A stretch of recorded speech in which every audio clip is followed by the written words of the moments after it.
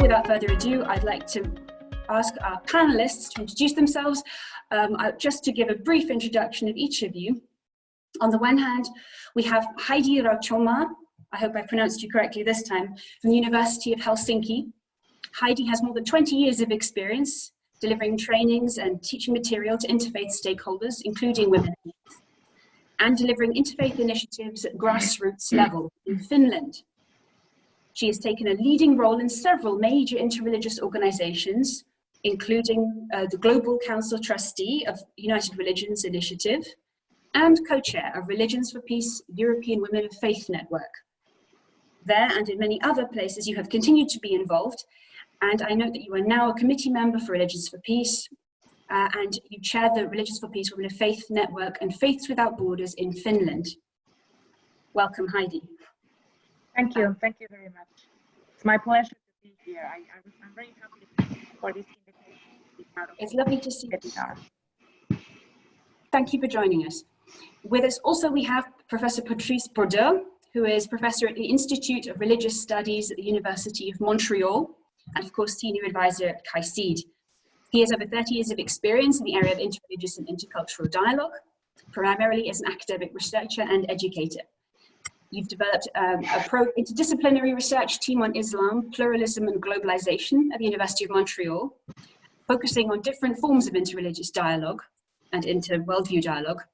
And as an author and multilinguist have received numerous prestigious awards, including the first prize for Social Entrepreneurship Venture Plan, at the competition produced by the University of Notre Dame, Mendoza Business School, and plenty of others. I hope I've done you justice. Patrice, welcome. Thank you very much. It's a great pleasure to join Heidi and you in this wonderful theme. Thank you. Thank you both for being here. I will clear the floor for you. Patrice, would you mind starting? We would love to have your presentation. We'll gather questions afterwards. We'll then see the second presentation by Heidi, and then the questions can be answered. I hope that's okay. Thank you. So allow me to share my screen.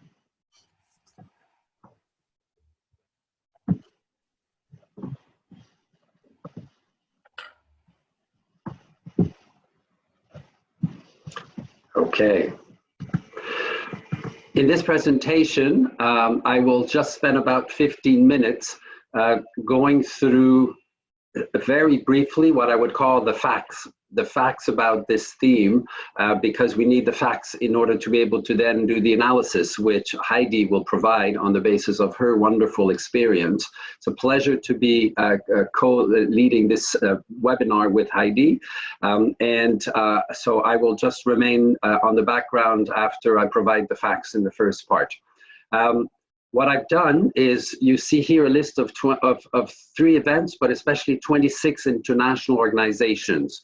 They are either bilateral in terms of interreligious dialogue, or they are multilateral. They include many different religious traditions.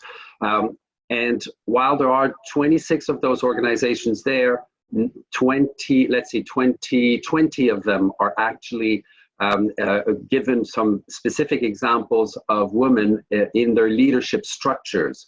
I have hardly done any references to all the women who are on staff, except with a few exceptions, but as well as, of course, the countless volunteers who are often at the heart of making activities possible in those organizations and beyond. And so allow me to just say that this is not exhaustive. Even within each organization, I've just given a few examples. It's not exhaustive either at that level. And finally, there's a lot of women leadership in more national or local interreligious organizations, which I was not able to cover in this presentation. So I've divided them into 3 sort of broad areas in terms of chronology. And I take each of the organizations according to the year in which it was founded. And so allow me to be very brief, and it's going to be mostly a list of names of people in different organizations. And I'll keep the more analytical part to responses to questions that you may have. So, of course, the modern interreligious dialogue movement begins, almost everybody agrees, with the Parliament, or what was then called the World's Parliament of Religions in Chicago in the USA in 1893. That Parliament did not lead to the founding directly of an organization. The first organization, which still exists today, although it started on a different name than what it's used today, was in 1900. It was the International Council of Unitarians and Other Liberal Religious Thinkers and Workers, a very long name, reduced or somehow shortened in 1969 to their current name, the International Association for Religious Freedom. It was started in Boston in the USA. It's now based officially in London in the UK. And until recently, the leadership the president of its international council was Reverend Dr. Witske Dijkstra, a minister from the Netherlands. Then the next organization that started, although very brief in time, was the Interreligious Menschheitsbund, based in Germany. It was founded by the famous Professor Rudolf Otto and led by Adolf Alphon, but there were no women involved in that particular organization, and unfortunately it did not last very long either, which is the exception, because almost all of the other organizations I will cite once they were started, have continued, which in and of itself, I think is an important message to send to the movement.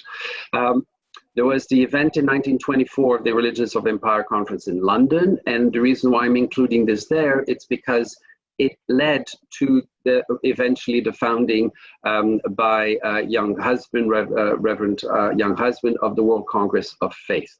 More recently in this organization, I want to pay special tribute to the wife of Reverend Marcus Braybrook, Mary Braybrook, who behind the scene has actually done an incredible amount of things in conjunction with her husband, and she's often forgotten. And I'm not going to be able to use other examples of wives of men who have played leadership role in the interreligious dialogue movement, but I wanted to at least give one example.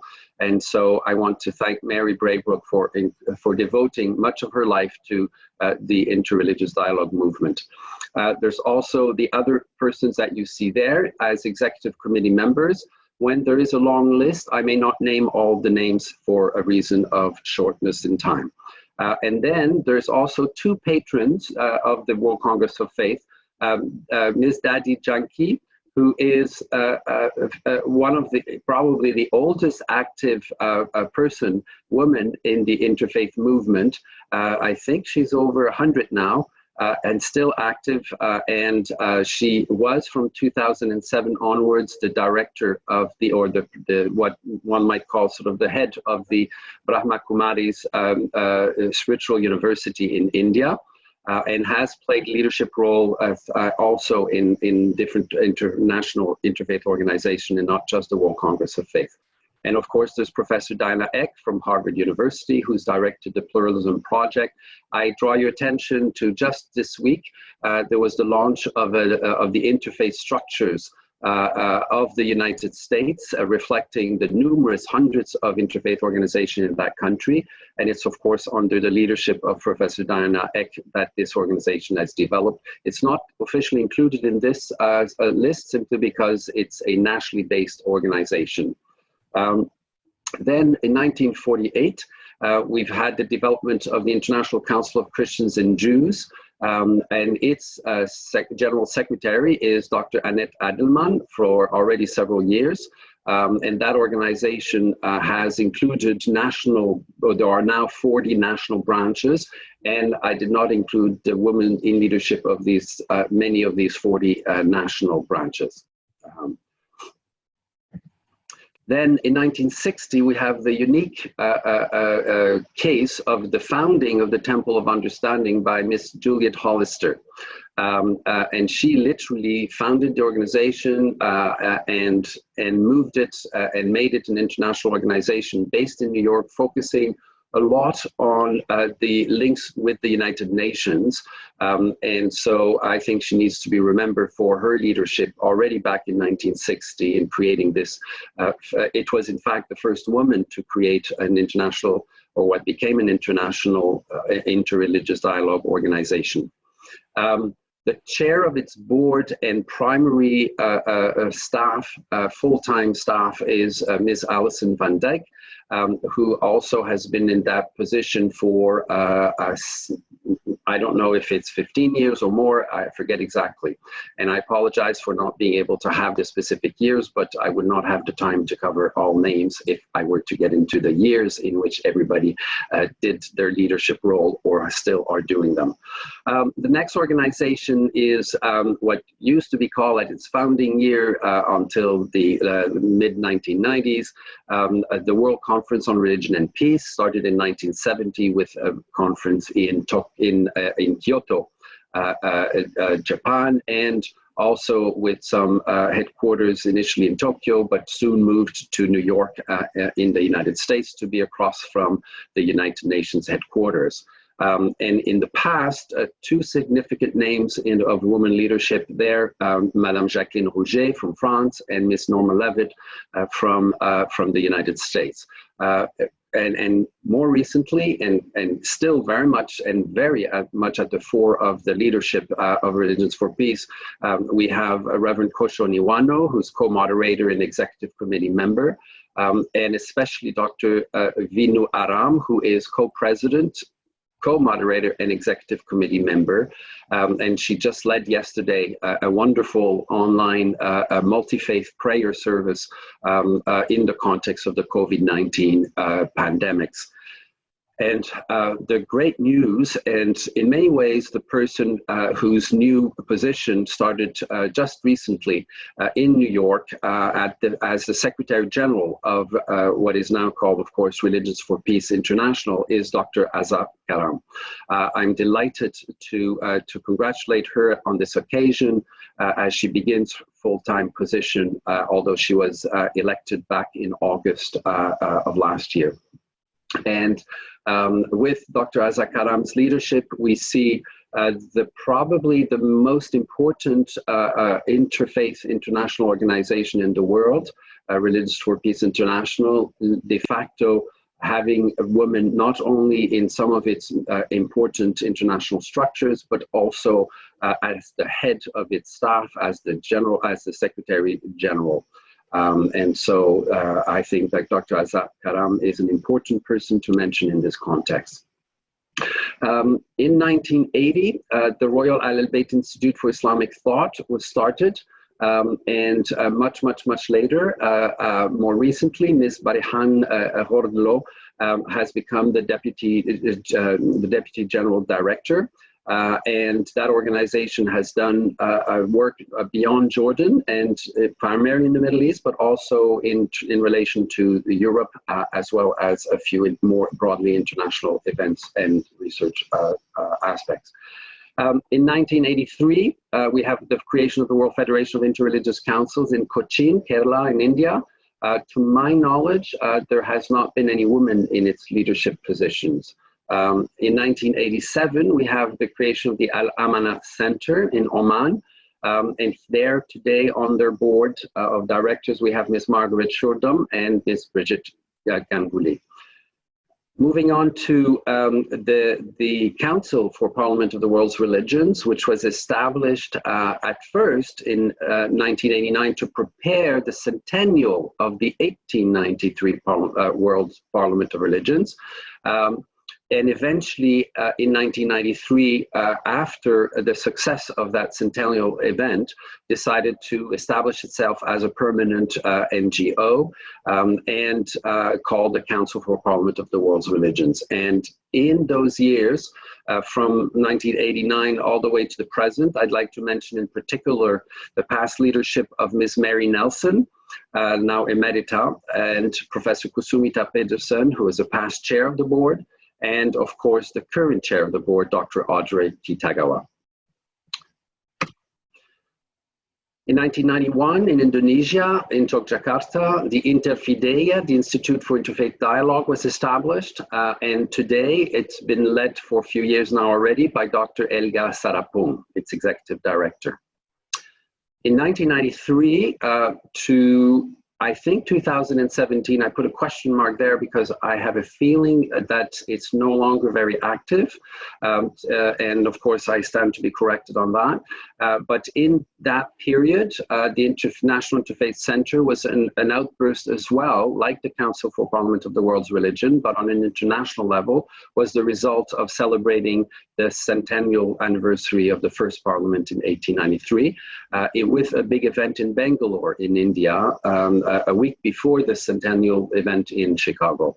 And there are two women at its leadership, Miss Celia Story and a past director, Dr. George Barrow, that I would like to mention in particular in its role. In 1994, until today, we have the Royal Institute for Interfaith Studies and its current director for a few years already, Dr. Majida Omar. Then in 1995, and especially through its official founding in 2000, we have the United Religions Initiative based in San Francisco, a very grassroots organization. And there, the leadership of the United Religions Initiative's Council of Trustees, the chairmanship of this trustee was almost always women, Ms. Rita Semel first, and Yolande Trevino, and currently Ms. Kiran Bali. Finally, there is currently also Monica Willard, Ms. Monica Willard, who represents them at the United Nations. And there are several directors. I'm not going to name them, but you see their names also involved.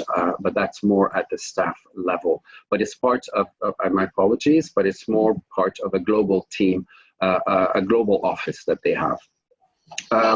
In 1995, the Arab Group for Christian-Muslim Dialogue was established. I have not been able to identify in its current leadership or past leadership women, but that may be in part for not having the information online about it at this point in time.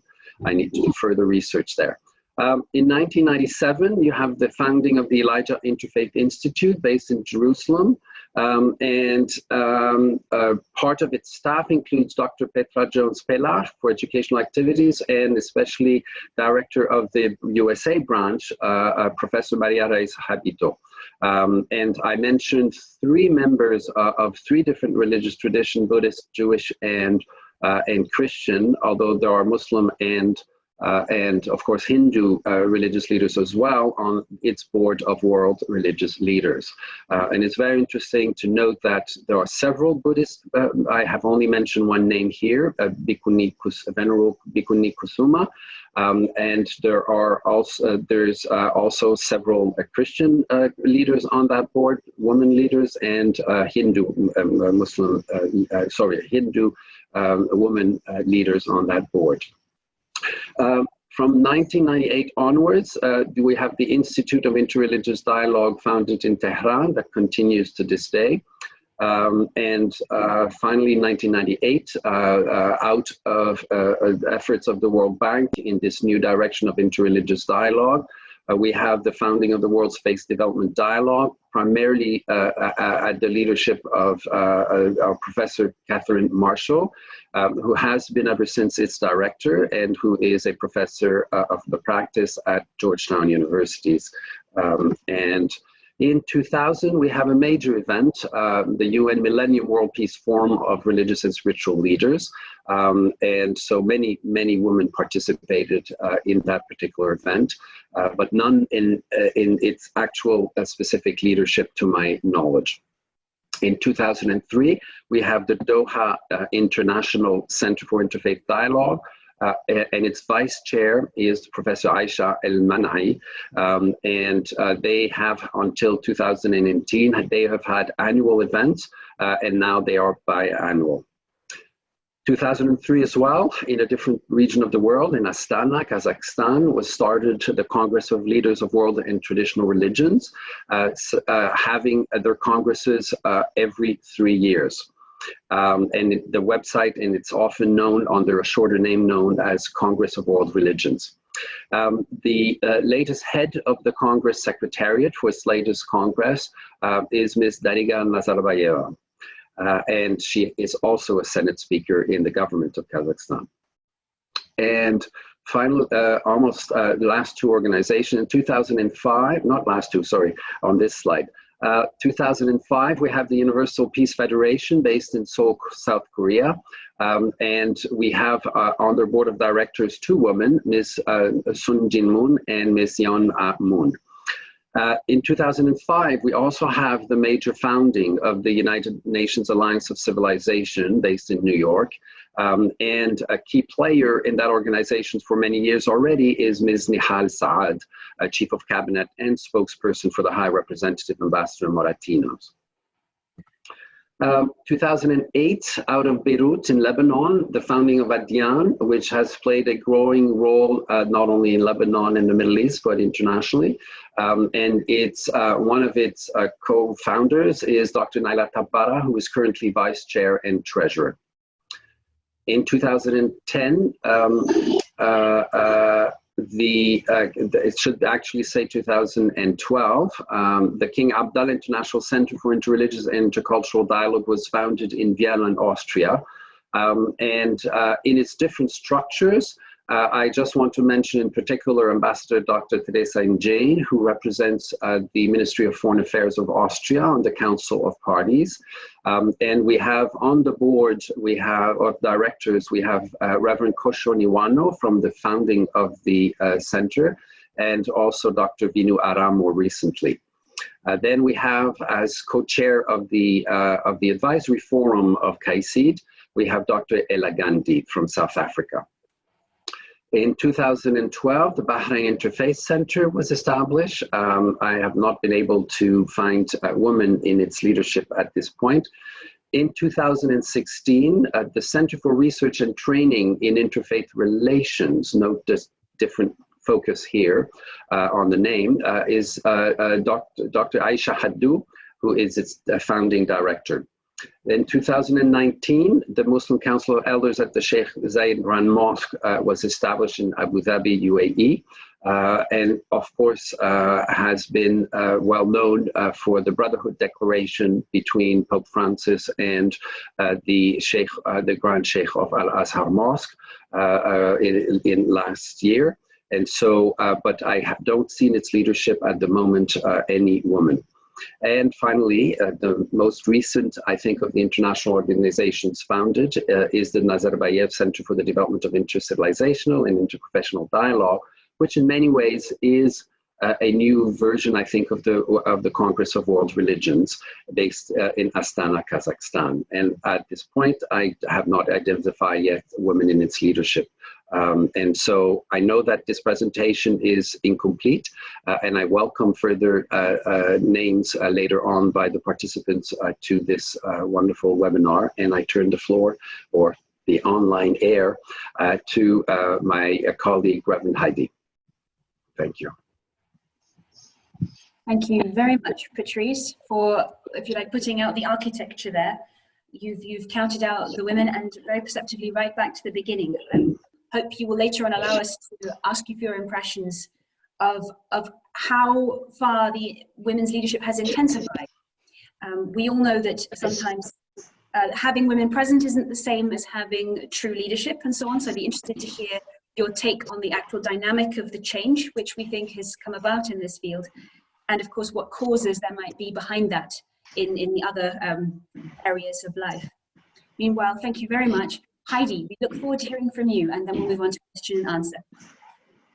Thank you very much. I will now put my slideshow working. Wait a second. Wait a second. Okay, it's working. Okay, once again, welcome from my part to this webinar. It's an honor and a great joy to be part of this session. So this next presentation is titled Women, Agency and Leadership in Interfaith Movement. So how does interfaith dialogue look like regarding female leaders' participation? Unfortunately, interfaith dialogues in higher level have been a microcosmos of many religious I'm many so sorry. of the leaders. Yes. Could you possibly come close to the microphone? We want to catch every word. Missing Okay. the Now sorry. I'm as close as I can. Okay. Do you want me to start from the beginning or I continue? Okay, I start. How does the interfaith dialogue look like regarding female leaders' participation? Unfortunately, interfaith dialogues in higher level have been a microcosmos of many religious institutions. Many of the leaders in public pictures are still men, but this is not the whole story. Women just happen to be elsewhere with their hands in the play. As we heard from the earlier presentation by Patrice, that there are many women leaders in international interfaith organizations, and more are appearing. These pictures were taken yesterday during the Religions for Peace webinar called Interfaith Moment of Hope and Solidarity. 6 out of 18 panelists were women, if I counted correctly.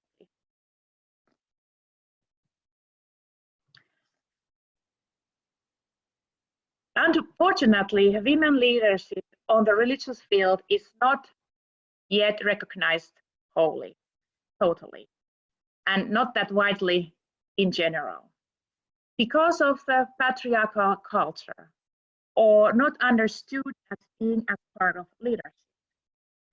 Very few women are defined as leaders in the religious community, even in traditions which do have women in leadership roles elsewhere. Which is interesting because many see that religion in and of itself is about servant leadership. And many women on the field, especially action-oriented grassroots activists, are, as I see it, servant leaders. According to Nordhaus, some characteristics of servant leadership are listening, empathy, healing, to have awareness, to have ability to pursue, to have ability to be a visionary, to provide a sense of foresight, stewardship, to have competence to treating each follower as a unique person, and to build a community. Those characteristics that are also needed for successful dialogue, and also some aims of dialogue. And they are something that are not gender related, but are often characteristic for women's approach. This is also about seeing the religious leadership from the larger point of view. It is important to notice that also the concept of leadership has changed during these years, and this must be noticed also in the religious field. There are many different kinds of leaders that must be also recognized. I will later show you 2 examples of our work in Finland that tell very concrete way some good results of the agency and servant leadership of people on interfaith field. Sometimes women's work as grassroots is known, but is not wanted to be seen, perhaps because of the power structures or the change that is asked to be taken in society. Some formal interfaith groups in general have tended to bring together the same people, most of whom are male faith leaders who want to keep up their positions and power and are not ready to largen the group with new members, especially the people that challenge them to change the cultural pattern. Now a little bit about the background of this theme. Women aren't increasingly involved in interfaith dialogue, especially if interfaith dialogue is action-orientated and focused on concrete everyday issues instead of only doctrinal theological discussion. More women are involved and seen there also as leaders. The challenges we are facing now as holistic and concrete approach. So it is good we do have already these initiatives. During these past 2 decades, number of women interfaith activities have emerged for several of reasons. Women did not have space in so-called general dialogue. They did not get their voice heard, or they were not even invited to be part of the interfaith dialogue. So they felt they must have activities that are run by women and just mainly for women. Women have a need for a safe space to share experiences that are common among them. And they see they need a forum where they can highlight things they find important, and those issues were not often discussed at so-called general or mixed gender or mainly male-dominated forums. There has also been some wish to have different culture of action and structure than what some formal institutionalized interfaith groups have tended to have. Some of these are with short-term programs or focused on certain themes such as ending poverty, promoting women's dignity, stopping human trafficking, or as many of us probably heard about mothers, grandmothers, promoting peace and justice in conflict zones, and so on. Some are ongoing groups or organizations such as National Religions for Peace, Women of Faith Networks, or women groups of URI. Women's networks promote interfaith dialogue in many ways and at many levels. Women's groups can be catalyzed for change, enabling revival of interfaith dialogue in their area. Here you can see why Religions for Peace European Women of Faith Network was launched about almost 12 years ago in Brussels. One of the important things that I have seen that women bring to the interfaith table is shared presence. I don't see that women and men are fundamentally different, because I have seen sensitive men also at the interfaith table who listen actively and speak with empathy. But what is something that men don't probably bring or discuss is that women speak about the pain of being excluded from something as meaningful, for example, as roles of leadership on religious field. So why women's work must be recognized? Most women work on the field with people, which gives them real face-to-face information, for example, what works and why. The work on the grassroots can never be just for talking, but walking the talk when the work is more holistic and builds the trust and leads for concrete results. I have noticed through the women's interfaith activities that dialogue on the grassroots level, where person represents her own personal faith, in many cases has challenged person to see what is relevant in her religion or ideology, instead of letting religion or spiritual tradition to continue to be clouded by the cultural context or by power game representations. It seems that women's activities, especially on the grassroots encounters and cooperation, lead person to highlight ethics instead of doctrine. Most importantly, participants in women's action-oriented dialogue have been energized not only for themselves, but also to inspire others, because no one is taking too much power for himself and things are being shared. By the initiatives of two women in Helsinki, my friend Paula Kemel and I, there was an interfaith peace prayer event on the marketplace after the terrorist act in 2018, done in cooperation with several actors. And another example I want to tell, by the same people, there was a cleaning session and peace ring being done after the vandalist graffiti act toward the mosque. That was really important for the community to receive solidarity and care from the neighborhood. You may ask more about these events at the end when you have a chance to ask questions. Women have started to have more and more role in interfaith organizations, but not that much yet in most religious communities. but there is a lot to do still also on the field of formal interfaith dialogue.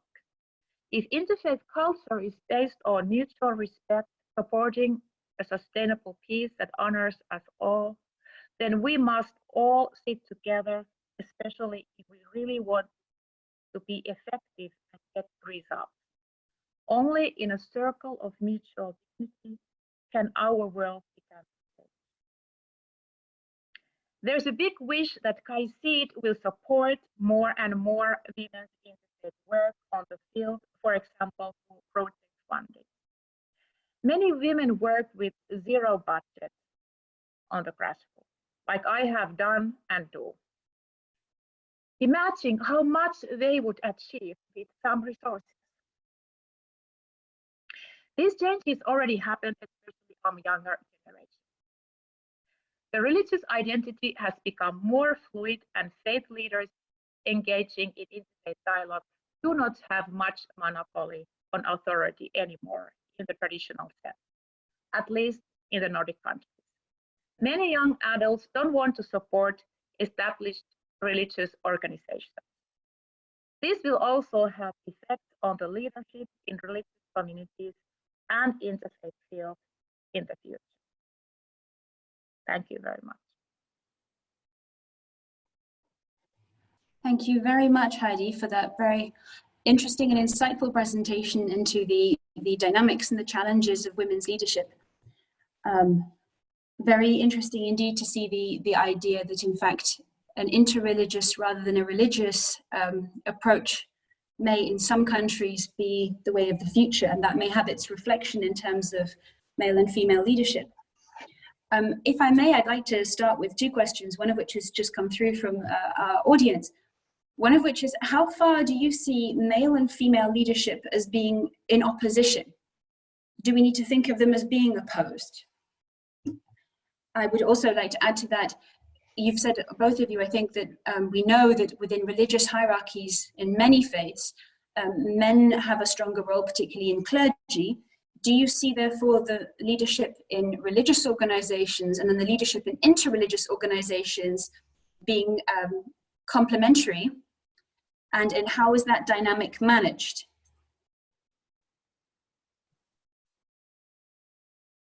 May I go to you first, Heidi, and then maybe Patrice has a comment of his own. Well, of course, I see that people, whether the gender is, they people complement each other, so they are never to each other.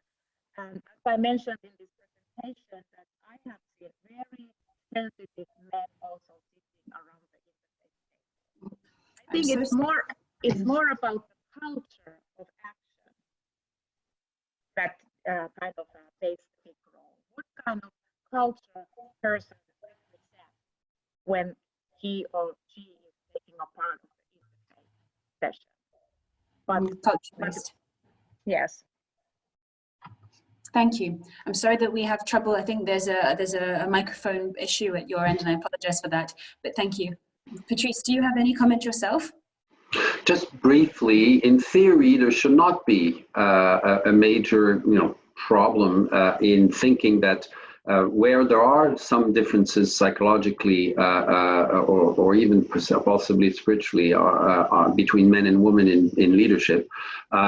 I do believe that the challenge is in part the inheritance of the traditional institutions of religions having been led by men almost exclusively for centuries and millennia, in such a way that as each of the religious traditions or branches of those traditions are beginning to open up and change their structures to make more space for women leadership, that then eventually also gets to be reflected into the leadership of the interreligious dialogue movement.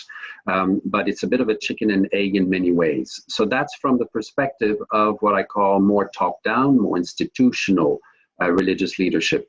But of course, Heidi is completely right in saying that the nature of leadership is also changing.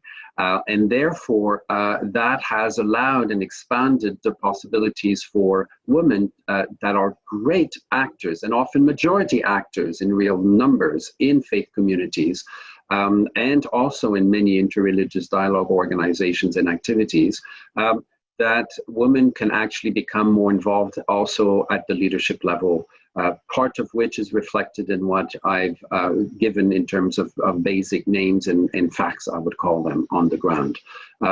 But it is still the tip of the iceberg. There are only 3 organizations internationally where we could actually say with confidence that its leadership is in the hands of women. And I'm talking here about the Temple of Understanding with Alison van Dijk. I'm talking, and that's been a long history right from its founding in 1960, as I said earlier. There's the International Association for Religious Freedom with Reverend Dijkstra. Although she has recently passed on the leadership to a man, but for a few years has been playing that role in the organization until last summer. And finally, of course, the new recent leadership of Dr. Azakaram for Religious for Peace International. So those are, but that's very few, in fact, in roles that are actually full-time at the leadership. Oh, and Aisha Haddou as well in Morocco. So I guess 4 of them would be part of those examples at the international level. Thank you. I did note I was looking up in preparation for this seminar the most influential women in the world, and of course they change very strongly in nature as far as I can follow back that record, particularly with recently the arrival of Angela Merkel. Suddenly, of course, women take a huge prominent position in another field in terms of statesmanship. Now we have Christine Lagarde and people heading IMF and so on. And UNESCO and so on. I wonder if there are any other figures or dynamics in general society which you can see reflected in how the interreligious organizations have changed in terms of their structure. What do you see as the main dynamics that have influenced the development that you described, Patrice? Well, very briefly, the main change has been, there are 3 changes. The first one has been the development of NGOs in civil society with the growth of democracies around the world, the growth of civil societies, and within that, NGOs, because except for KAICIID, all other international organizations that are part of the interfaith movement, the global interfaith movement, are NGOs, are international NGOs. So that's one aspect. The second aspect has to do with the ways in which the woman leadership is one which is seeking for more inclusion, both internally in the way it's functioning, as well as reaching out in collaborative or new collaborative efforts across different interreligious dialogue organizations and beyond. And so the attempt to be more open to collaborations, to inclusion, is part of what that woman leadership in those organizations, as well as many smaller ones, is doing, in comparison to more competitive approaches, branding approaches to each of the organizations themselves. So that's part of the answer. Thank you very much, Patrice. Heidi, yes, please do add.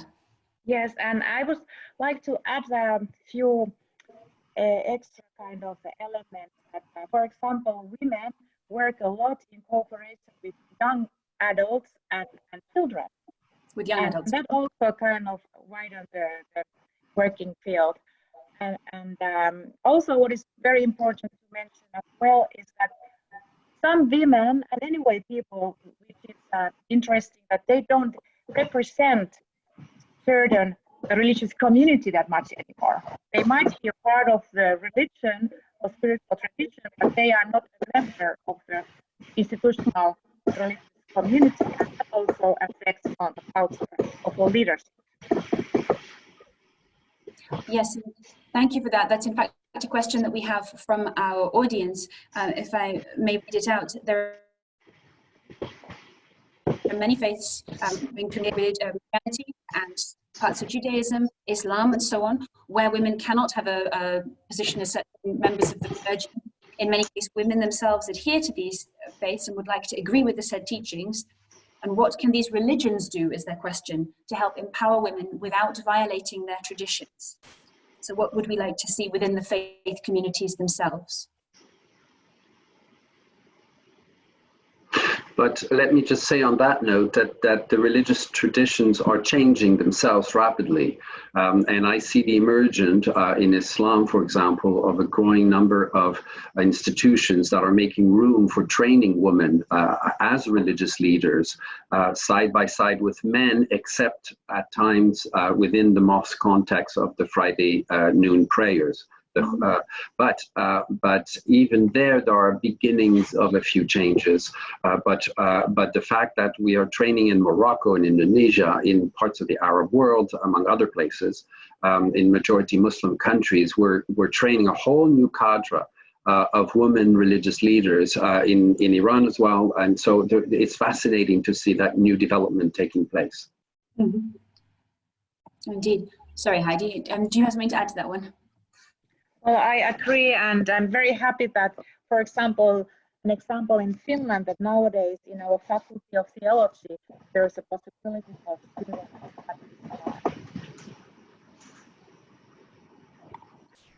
Thank you. Sorry that we lose you slightly. I apologize. I note that for us in particular, for example, there are often efforts to make sure that representatives of religious communities is a widened definition to make sure that while the clergy are there alongside people who have a leading role in a different sense. And I get the feeling that many different interreligious groups have also worked to widen their perspectives in that way also. One question that I wanted to ask you both, because I noticed that in talks by other women in seeking to promote women in leadership roles, many women identified the need for role models and mentors. And I know that both of you, of course, are passionate about inclusion and so on. And I wondered whether you would name people who you find have been particularly influential or who have turned the tide in your perspectives in terms of women's leadership.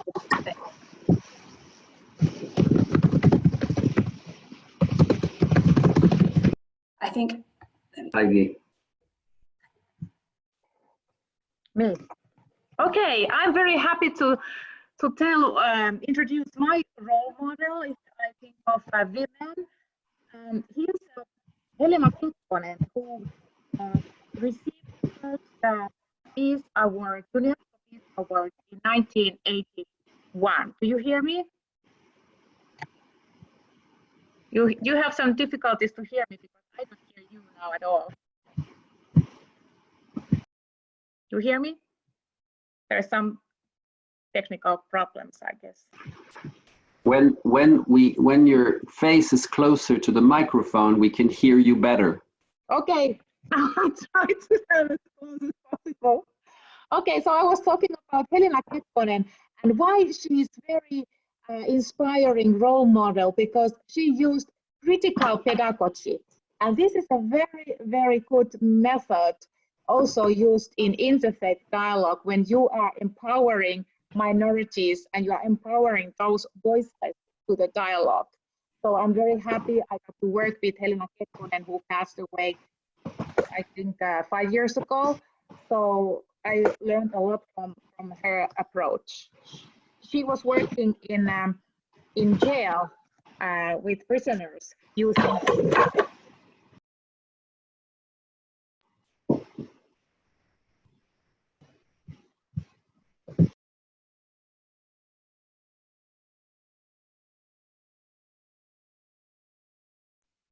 Okay, thank you. Yes, indeed. I think the leadership style ends up sort of creating very different kinds of approach, and so the importance of role models, of taking the time to connect between women to help each other. I've seen it in my own eyes in a variety of different margins or sidelines of major interfaith events, where you could see the connections either between two people or between a small group of women, where they clearly are helping each other understand, take leadership, support each other, encourage each other, also intergenerationally in beautiful ways. I've seen that process taking place over decades within Religions for Peace International, for example, among other places. And that's in part because women leadership and women in leadership is more open to inclusion and to collaboration and less competitive, and seeks, in fact, often, maybe not always, of course, but often will seek to share this power, share the spaces, the public's limelight with other women and men at times, depending on the context. And so that approach, I think, is reducing that sort of more competitive male approach, which, of course, is a generalization which has its limits as well. Thank you.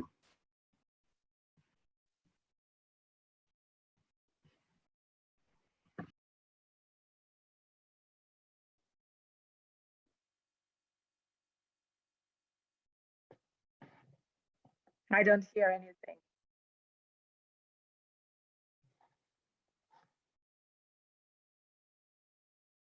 Can you hear me now? Is that okay? Okay, good, excellent. Apologies.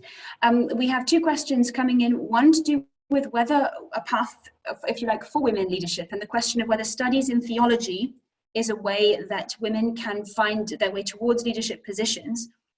I want to add to that, possibly alternately. I've spoken to some women leaders who've said that they needed to diversify the subject matter, often into interesting and messy subjects which their colleagues were initially not at all comfortable with. I particularly enjoy talking to the WASH Alliance representatives who have been promoting, of course, cleanliness and sanitation, but using language and details which were not mainstream for religious leaders until quite recently, and they've pushed very hard for this to become a much more mainstream discussion. I wonder whether you could say a word about what it is that women's leaders do and need to do to make sure that they become more relevant and keep, if you like, the younger generation involved and eager and behind them, as well as all of their male and female stakeholders.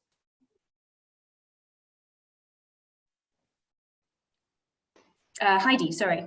Well, I think we all must kind of walk halfway, like it's something that women already are competent. They are already competent. It's we have not understood, probably, or not taking, we are not recognized, or we are not taking seriously because of the old cultural traditions we carry from the history. But of course, I very often I feel sad and very sorry that these two different kind of paths don't meet, like religious leaders, high religious leaders, and women grassroots work, because they could work together and they would really much complement each other. Some kind of lacking with the language, or sometimes I even think there's a kind of power game going on by some. And that's one of the reasons why women are not let to come. And also I must tell, now I talk about from my own point of view, that sometimes people feel threatened by the activities that you cannot control, because on the grassroots level, and especially done by the women, men might think that they cannot control this, and somehow they want to, you know, that's one of the reasons why they don't let the women grow. This is my personal point of view. But I want to also add something about the role models and also how women support each other in their leadership. Mm-hmm. It's somehow also something to do with mentoring and coaching. And because we have so much common things that we have suffered because not being recognized, we want to work in solidarity. This is something that I have noticed. Even though I come from the country, it's one of the most equal countries in the world, but still I find so much common things with my sisters elsewhere, other countries in this globe, because of the discrimination. This is the fact on the religious field still. Thank you for that. And it's of course what they need to hear very badly. Patrice, may I ask you for your comments? We are approaching the very end of our webinar. So yes, if you wouldn't mind giving us some wrapping up words, that would be great.